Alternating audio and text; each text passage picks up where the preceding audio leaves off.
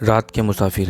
अंधेरी काली रात, एक सुनसान सड़क पर जहां भूले भटके कोई गाड़ी आ रही थी, अचानक मोनिका की गाड़ी ने धोखा दे दिया।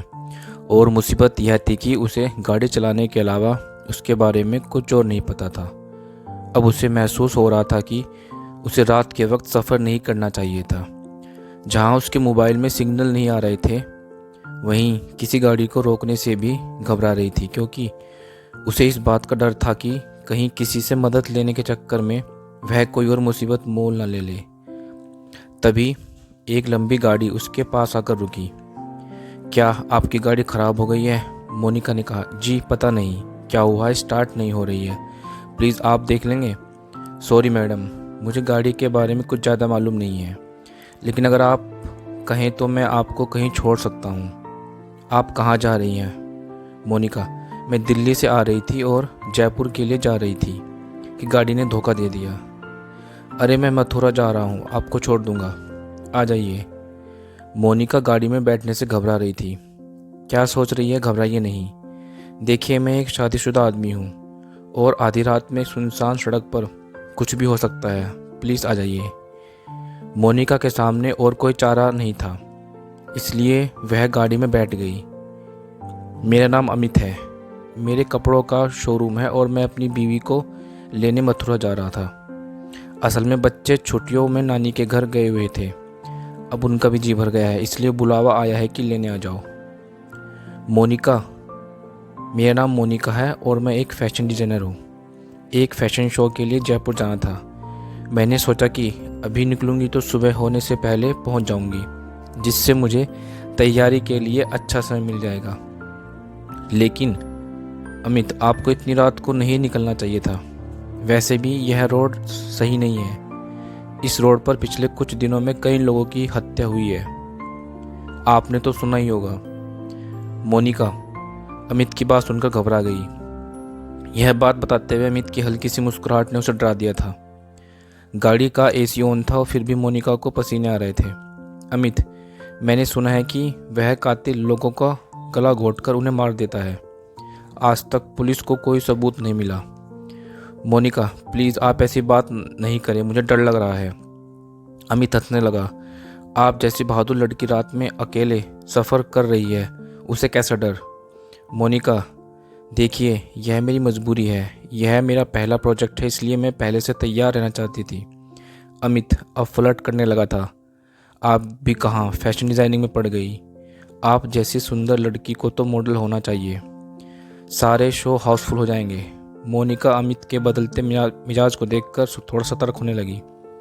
उसने अपने बैग में से पानी की बोतल निकाली और पानी पीने लगी। अमित, प्यास तो मुझे भी लगी है, क्या आप मेरी प्यास बुझा देंगी? मोनिका, क्या मतलब है आपका?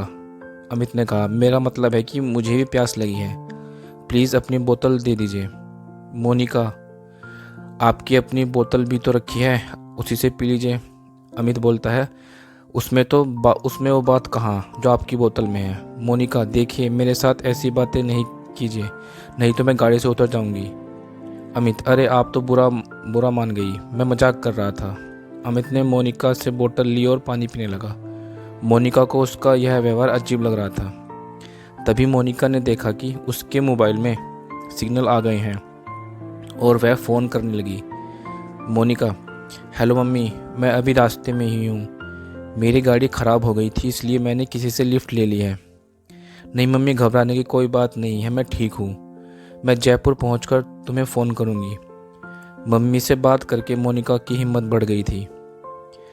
अब वह भी खुलकर अमित से बात करने लगी। मोनिका, आपने तो मेरा सारा पानी ख़त्म कर दिया। अगर कोई ढाबा या रेस्टोरेंट दिखे तो रोक लेना, पानी की बोतल ले लेंगे। अमित, आपने ये ड्रेस पहन रखी है, बहुत सुंदर है, क्या आपने डिज़ाइन की है? यह बोलते हुए अमित मोनिका की मिनी ड्रेस को ऊपर से नीचे देख रहा था। उसका इस तरह देखना मोनिका को अच्छा नहीं लगा। मोनिका अमित का ध्यान भटकाने और वक्त बिताने के लिए उससे इधर उधर की बातें करने लगी। मोनिका, नहीं, ये तो मैंने मार्केट से परचेज़ की है। ऐसी ड्रेस तो मार्केट में कहीं भी मिल जाती है। क्या आपको अपनी पत्नी के लिए लेनी है? अमित हंसते हुए बोला, आपने भी क्या बात कह दी। ऐसी ड्रेस में तो आप जैसी लड़कियां ही अच्छी लगती हैं। मेरी बीवी में तो आप जैसी दो बन जाएंगी।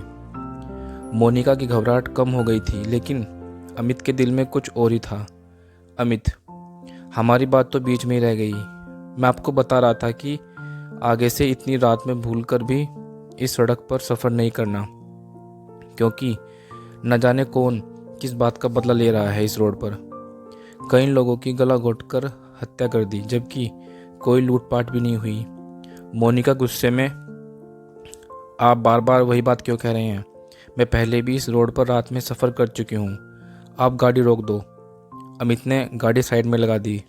अमित, मैं तो ऐसे ही बता रहा था, मुझे लड़कियों को डराना अच्छा लगता है। लेकिन आप पहले इस रोड से कहाँ गई थी? मोनिका, ये बात कुछ महीने पहले की है। मैं और मेरी मम्मी इसी रोड से अपने मामा के घर आगरा जा रहे थे। उस दिन भी इसी तरह गाड़ी ख़राब हो गई थी। वहाँ एक गाड़ी आई जिसमें 3 लड़के थे। मैं अपनी मम्मी के साथ थी तो बिल्कुल नहीं घबरा रही थी। उन्होंने हमें लिफ्ट दी, हम भी गाड़ी में बैठ गए। लेकिन बीच रास्ते में वह लड़के मेरे साथ बदतमीज़ी करने लगे। हमने विरोध किया तो उन्होंने गाड़ी एक सुनसान जगह पर रोक दी। मेरी माँ ने उन्हें रोकने की बहुत कोशिश की। अमित बीच में बोल पड़ा, ओह, तो अब आप मुझे डराने की कोशिश कर रही हैं? लेकिन यह चाल मुझ पर नहीं चलने वाली। मोनिका, यह कोई मजाक नहीं है। उन्होंने मेरी माँ को चलती गाड़ी से गिरा दिया था और मेरे साथ गलत काम करने के बाद मुझे भी मारने की कोशिश की, लेकिन किसी तरह मैं भाग गई। कुछ लोगों ने मुझे हॉस्पिटल पहुंचाया और जब मुझे होश आया तो पता चला कि मेरी मम्मी की मौत हो गई है। मैंने उन लोगों को ढूंढने की बहुत कोशिश की, लेकिन उनका कुछ पता नहीं चला।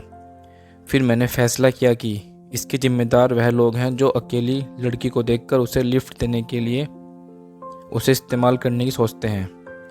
इसलिए मैं पिछले कई हफ्तों से तुम जैसे लोगों का इंतज़ार करती हूँ और उन्हें मार देती हूँ। अमित खांसते हुए, अब मजाक बंद करो। तुम जैसी लड़की क्या किसी को मारोगी? मोनिका, मुझे लगता है तुम न्यूज़ अच्छे से नहीं देखते। मारने वालों को गला घोंटने से पहले जहर दिया गया था, जिससे ताकतवर से ताकतवर को मारना आसान हो जाता है। अमित की हालत बिगड़ने लगी। लेकिन तुमने मुझे जहर कब दिया? मैंने तो कुछ नहीं खाया। मोनिका जोर से हंसकर बोली। मैंने बोला था ना, अपनी बोतल से पानी पी लो। लेकिन फ्लर्ट करने के चक्कर में तुमने मेरी बात नहीं मानी। अमित बोला, मेरी हालत बिगड़ रही है, प्लीज़ मुझे बचा लो। मैं ऐसा आदमी नहीं हूँ। मोनिका, मैं ऐसा आदमी नहीं हूँ, बस अकेली लड़की देखी और हो गए शुरू। क्या तुमने एक बार गाड़ी से उतर कर देखा कि मेरी गाड़ी ख़राब भी है या नहीं? तुम्हें तो बस अपनी गाड़ी में बिठाने को जल्दी थी। क्या तुमने यह देखा कि मैं एक शो के लिए जा रही हूँ और मेरे पास एक छोटे से बैग के अलावा कुछ नहीं था? क्या तुमने मदद करने से पहले एक बार मेरे घर वालों से बात करने के बारे में सोचा? नहीं, क्योंकि तुम तो रंगीन सपनों में खोए हुए थे कि कब मैं मानूं और तुम गाड़ी किसी होटल पर लगाओ। जब तक मैं जिंदा हूँ तुम जैसे लोगों को उनके अंजाम तक पहुँचाती रहूँगी। इतना कहते ही मोनिका ने हंसते हुए अपने बैग में से एक मोटी रस्सी निकाली। अमित असहाय पड़ा था, यह सब होते हुए देख रहा था।